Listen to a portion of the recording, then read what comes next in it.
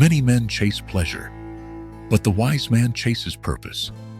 What if every time you gave in to lust, you were trading away a piece of your potential? Not just your focus, but your strength, your clarity, your edge. We live in a world wired for instant gratification. Desire is everywhere, on your screen, in your feed, in your pocket. And while millions scroll, swipe, and surrender to temptation, Stoic men walk the other way. Marcus Aurelius ruled an empire, yet warned against being ruled by urges. Seneca taught restraint as the highest power. Epictetus, born a slave, rose above his circumstances through discipline, not indulgence. There's a reason these men, warriors, emperors, philosophers, consistently turned their backs on unchecked desire. And the truth behind it will change how you see yourself. Here's the hard question. Are you building your legacy or leaking it, one indulgence at a time? In the next few minutes, you'll discover why suppressing desire isn't weakness, it's power, and why mastering it is the first step to becoming untouchable, unshakable, and truly free. Stay with me, because what you'll hear next could flip your entire mindset. He is not immune to desire, but he has mastered it. He walks through temptation, not with denial, but with discipline. His eyes are set, not on pleasure, but on power. This is the Stoic man. He does not shun beauty, pleasure, or the seductions of the world. He simply refuses to be ruled by them. While others chase momentary highs, he builds unshakable strength. His power lies not in suppression, but in self-command. He understands that every craving, every impulse, is an opportunity to train the will, to prove that nothing owns him, not lust, not fear, not comfort. When he enters a room, he brings silence with him, not the silence of weakness, but the silence of a man who doesn't need to prove himself. His restraint speaks louder than another man's bravado. His gaze is calm, not cold. His posture, grounded, not tense. And his decisions? They are guided not by impulse, but by reason. Women don't chase him because he plays games or puts on a mask. They are drawn to him because of what he doesn't do. He doesn't beg, doesn't cling, doesn't falter. He is rooted, whole, focused, and in a world of men who bend for approval, he stands tall. This is not arrogance, it is alignment, with values, with virtue, with something greater than self-gratification. He is not just a man, he is a force, a presence, a quiet fire that cannot be extinguished. He is the Stoic man. The wind howls outside a Roman war tent. The air is thick with the smell of sweat, steel, and the silence that comes before a battle. Inside, by the dim flicker of an oil lamp, sits Marcus Aurelius, Emperor of Rome, commander of legions, ruler of millions. And yet, in this moment, he is simply a man, writing alone. His quill doesn't dance across the parchment with tales of conquest or glory. It scratches slowly, carefully, as he reflects on a far more dangerous battlefield, the war within. Do not give your soul to pleasures and desires, he writes, not as a sermon to others, but as a warning to himself.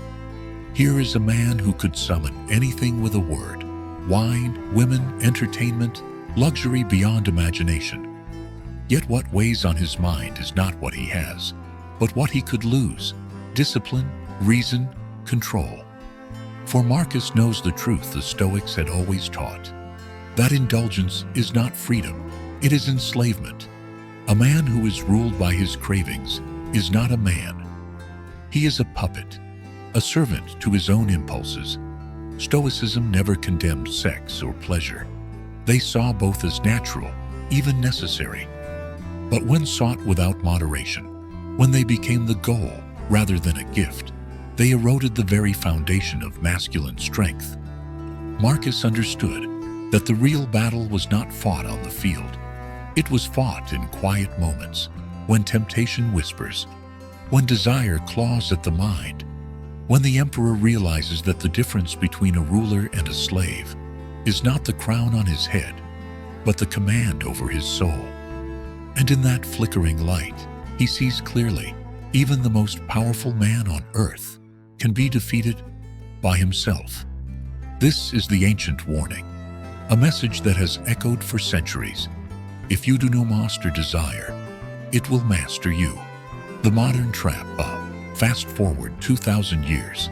It's 1:47 a.m. The blue glow of a phone screen illuminates a tired face.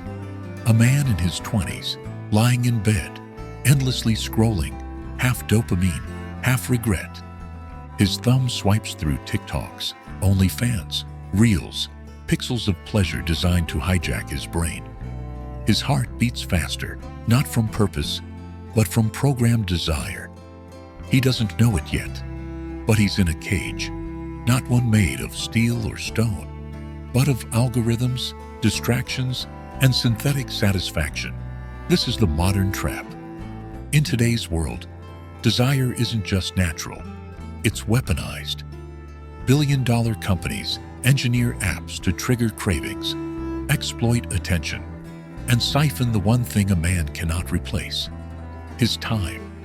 He leaks energy with every scroll. With every dopamine hit, his ambition dulls, his drive weakens, his edge disappears. He tells himself he'll start tomorrow, when the truth is, he's already years behind. And yet, just a few generations ago, men trained their minds like swords. The Stoic man, grounded in discipline, conserved his focus like it was sacred.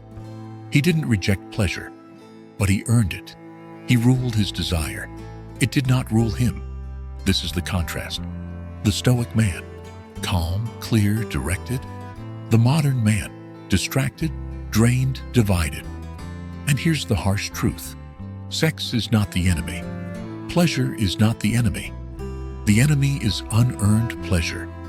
The illusion of reward without work. Intimacy without connection. Victory without struggle. It creates hollow men. Men who chase comfort instead of greatness. Men who crumble under pressure because they've never practiced restraint. Our protagonist sees it now. In that glowing screen, in that restless night, he sees a ghost, himself.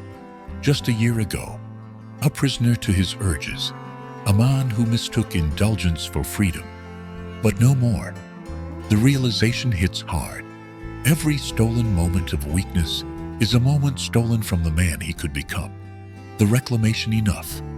One night, the man puts the phone down, not in frustration, but in quiet resolve.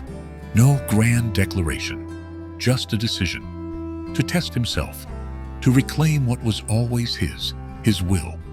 He begins small.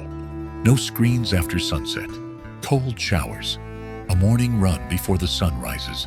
Not to punish himself, but to remember who he is. The early days are hard. His body resists. His mind tempts. But with each denied impulse, a new clarity emerges. The fog begins to lift.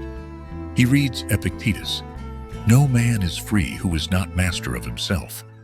He studies Seneca.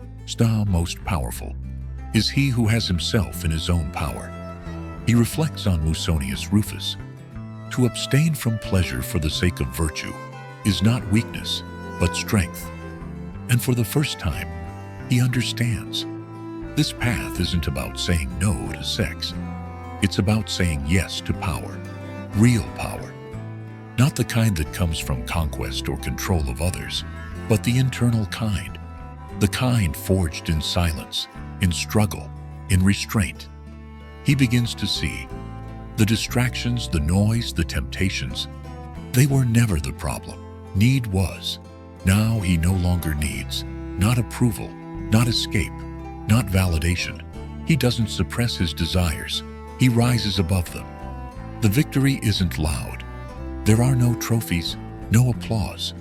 But there's a shift in his walk, his voice, his gaze. He feels it. Power. not from domination, but from freedom.